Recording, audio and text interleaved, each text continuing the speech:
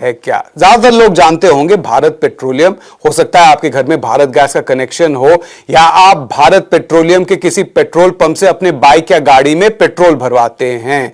BPCL एक बहुत बड़ा कंपनी है।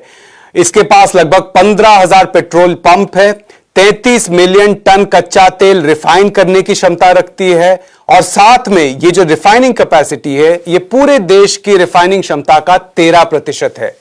तो आप सवाल पूछेंगे कि ऐसे कंपनी की निजीकरण करने की जरूरत क्या है? क्या यह बहुत खराब कंपनी है? क्या बहुत ज्यादा लॉस हो रहा है यहां पर? क्या सरकार का पैसा इस पर बर्बाद होता है? जी नहीं, बीपीसीएल ने पिछले 5 सालों में लगभग 35,000 करोड़ का मुनाफा किया है, 19,600 करोड़ का टैक्स सरकार को दिया है और लगभग 9,000 करोड़ का डिविडेंड सरकार को दिया है।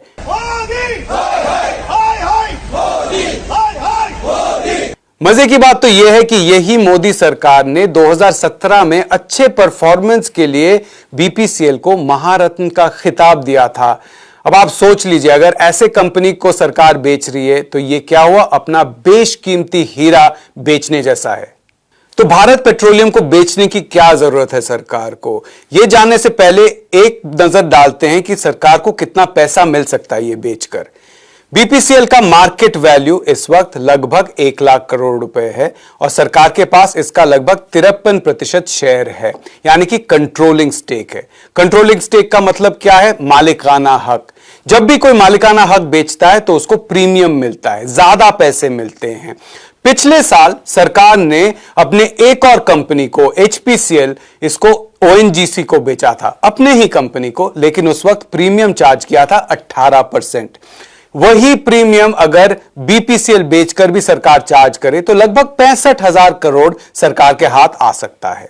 इस पैसे की जरूरत सरकार को इसलिए है क्योंकि सरकार की आय घट गई है।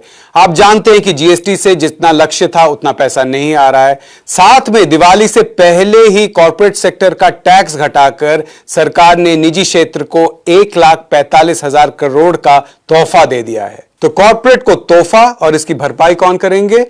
सरकारी कंपनी में काम करने वाले कर्मचारी।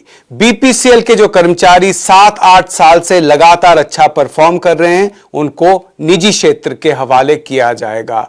और इसका क्या मतलब है? इनकी छटाई होगी, क्योंकि बीपीसीएल तो अच्छा खासा प्रॉफिट कर ही रहा था। अब और भी अगर मुनाफा बढ़ाना होगा तो एक ही उपाय है, लोगों की छटाई और बाकी कर्मचारियों को ज्यादा काम करवाना।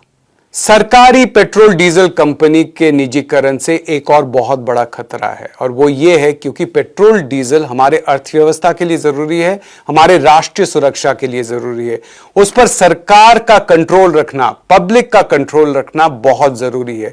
ये अगर किसी निजी कंपनी के पास चला जाए तो उससे राष्ट्रीय सुरक्षा को हानि पहुंच सकती है और इससे भी ज्यादा हानि पहुंच सकती है अगर ये किसी विदेशी कंपनी के कब्जे में आ जाए।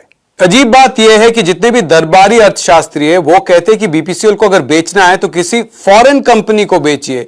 उनको कोई डर नहीं है कि देश की आर्थिक सुरक्षा पर हमला हो सकता है, बल्कि उनको तो यह डर है कि कहीं सरकार इसको इंडियन ऑयल कंपनी को ना बेच दे। इंडियन ऑयल कंपनी यानी कि आईओसी, जो कि एक और सरकारी ही कंपनी है। तो आप अखबार में देखेंगे कितने सारे आर्टिकल आ चुके होंगे जिसमें कहा जा रहा है कि आईओसी को मत बेचिए।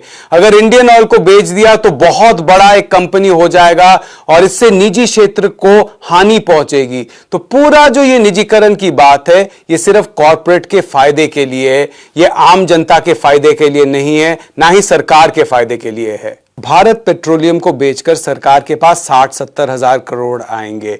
पिछले 5 साल में सरकार ने बीपीसीएल से सिर्फ टैक्स और डिविडेंड के तौर पर लगभग 30,000 करोड़ लिए हैं। तो भारत पेट्रोलियम जैसे हीरे को खोना किसी कोहिनूर को खोने से कम नहीं है।